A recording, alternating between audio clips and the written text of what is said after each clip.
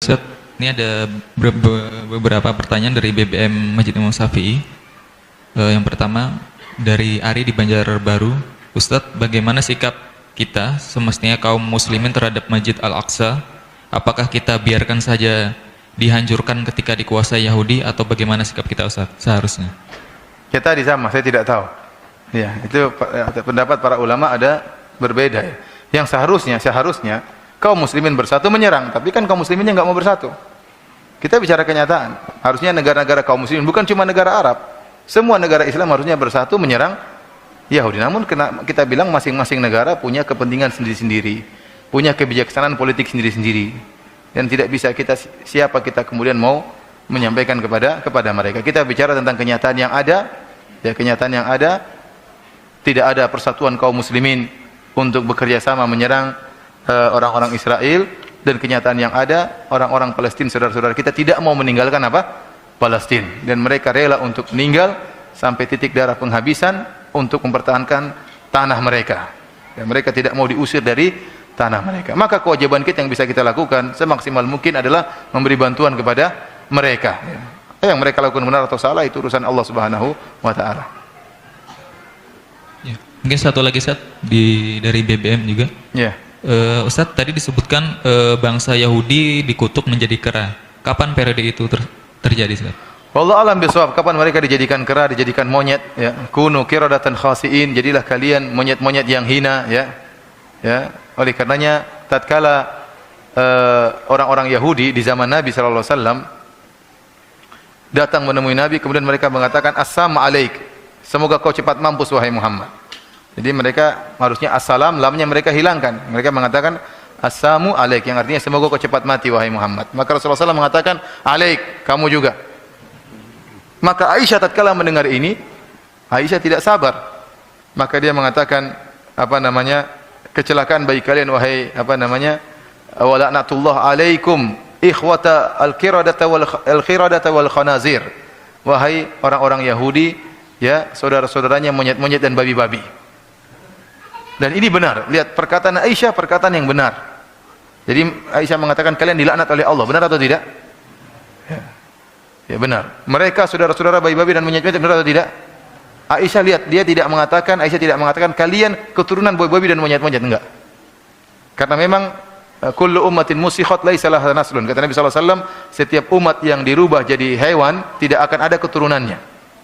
Jadi orang-orang Yahudi yang pernah nenek moyang berubah menjadi monyet dan babi tidak ada keturunannya. Ya. Jadi sudah mereka hidup kemudian mereka mati. Maka Aisyah memilih lafal kalian saudaranya bayi-babi dan monyet-monyet, dan itu benar. Ya. Oleh karenanya mereka pernah di nenek moyang mereka berubah menjadi bayi-babi dan monyet-monyet, dan itu zaman sebelum Nabi sallallahu alaihi wasallam. Namun tepatnya di zaman Nabi siapa? Wallahu alam bisawab. Saya tidak tahu. Apakah gerakan boikot produk Yahudi dibenarkan? Ya, kita bilang, adapun kalau mau manfaatnya sangat besar, maka ini perlu pertimbangan dari keputusan pemerintah setempat. Ya, pemerintah setempat kalau menyerukan maka kita memboikot dengan rame-rame. Tapi kalau kita ijtihad pribadi masing-masing, misalnya saya nggak mau minum, ya terserah masing-masing, silakan. Ya, sebagaimana kita mending saya beli produk Indonesia daripada produk Cina, ya kan boleh-boleh saja, nggak jadi masalah. Tapi menyerukan harus, nggak bisa. Karena itu kembali kepada yang mengukur kemaslahatannya adalah siapa? Pemerintah. Karena kita bekerja sama dengan bukan cuma Yahudi, juga orang kafir. Banyak produk-produk yang masuk dalam negeri kita, produk-produk orang kafir. Kita mengatakan tidak boleh kamu, misalnya nggak boleh kamu beli Kentucky misalnya, itu orang kafir, tapi dia pegang iPhone. Sama saja kan? Apa bedanya sama itu?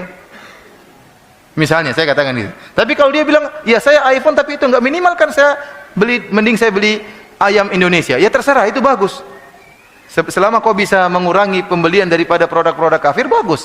Tapi kita tidak berani mewajibkan kepada pada orang lain. Seperti ada yang bertanya, Syekh, kita harus boikot terhadap produk-produk Amerika. Syekh itu tanya, kamu minumnya apa? Minum Pepsi. Sama saja. Minum Pepsi. Artinya kita bilang, ya masalah masing-masing, silakan. Itu hak antum. Saya tidak mau beli misalnya dari produk-produk kafir, itu bagus, terserah antum. Tapi antum tidak bisa mewajibkan kepada orang lain. Ya. Karena masalah kemaslahatan kembali kepada yang bisa mengukurnya adalah pemerintah. Pemerintah yang bisa. Kalau pemerintah mengatakan boikot berarti ada maslahatnya besar.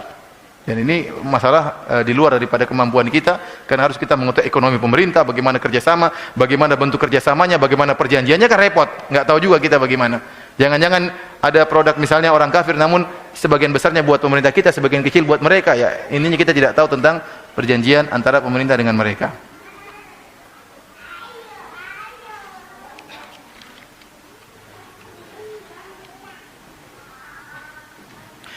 Ustadz, apa akidah saudara-saudara kita di Palestina? Kita katakan bahwasanya saudara-saudara kita di Palestina mereka kaum muslimin, entah apapun manhaj mereka. Sampai kemarin saya sempat ditanya, Ustadz, kalau kita membantu saudara-saudara kita di Palestina berarti kita membantu ikhwanul muslimin. Saya bilang, mau ikhwanul muslimin, mau apa, mereka sedang terus mereka dibiarin mati saja. Ya, ini enggak benar, ini cara berpikir seperti ini. Ya. Mereka sedang dibantai, anak-anak sedang dibantai, orang sedang kelaparan, sedang mati, sedang kesakitan. Mereka ikhwan, mereka manusia, bahkan manusia, yang penting manusia. Kita bantu, kita punya hati nurani, orang manusia perlu ditolong. Apalagi mereka muslim, mereka bukan orang kafir. Sampai pernah kejadian waktu gempa di Yogyakarta, saya lihat daftar orang-orang ahlu sunnah yang hendak dibantu. Saya lihat ternyata cuma 6 orang yang hendak dibantu. Yang lainnya nggak usah dibantu. Ini gimana cara berpikir? Ngumpulin duit cuma 6 orang aja karena yang lain ahlul bidah. Ini gimana? Mereka mengatakan, sebenarnya mengatakan, alhamdulillah, lihat itu Pondok Jamilur Rahman. Ya, itu karena maksiat akhirnya apa? Ada sebagian rumah-rumah yang hancur. Ini apa begitu hubungannya dengan namanya musibah mengenai siapa saja? Bahkan justru keajaiban di antara sebagian ikhwan-ikhwan, rumahnya hancur, dia di dalam ternyata ada kayu yang menahan begini. Sehingga semua hancur namun dia tertahan dalam kayu sehingga dikeluarkan mereka dalam keadaan selamat. Jadi maksud saya bukan berarti kalau dia ahlul bid'ah misalnya atau menyelisih akidah kita kemudian tidak boleh kita bantu secara total. Kalau kita bantu berarti kita bermaksiat. Itu enggak benar pemikiran seperti ini. Ya. Bahkan kalau orang kafir, misalnya ada orang kafir tabrakan di Masjid Syafi'i, kita bantu enggak? Udah biar tewas saja nih. Yang kita bantu, bahkan orang kafir saya bilang, kecelakaan kita bantu masukkan ke rumah sakit. Apalagi orang muslim. Ini pikiran manhaj seperti apa ini? Manhaj ngaco seperti ini. Ya. Dibiarin saja saudara kita tewas di sana, ya enggak benar seperti itu. Kan berarti melazimkan haram kan? Kalau kita bantu kaum muslimin di Palestina berarti membantu ikhwanul muslimin. Ini kan berarti haram membantu mereka. Ulama siapa yang berfatwa seperti itu? Ajib, saya heran. Ulama siapa seperti itu? Ulama tidak maksum ya ikhwan. Kalau ada satu orang ulama mengatakan demikian, mana puluhan ulama yang menyuruh bantu? Mana imam-imam haramain yang mendoakan tiap malam, mendoakan saudara-saudara kita di Palestina? Oleh karenanya ini manhaj ngaco, yang tidak benar, yang menghilangkan rahmat dari hati kita kepada saudara-saudara kita kaum muslimin. Jadi kita disuruh bengis semua sama orang-orang selain bermanhaj seperti mereka.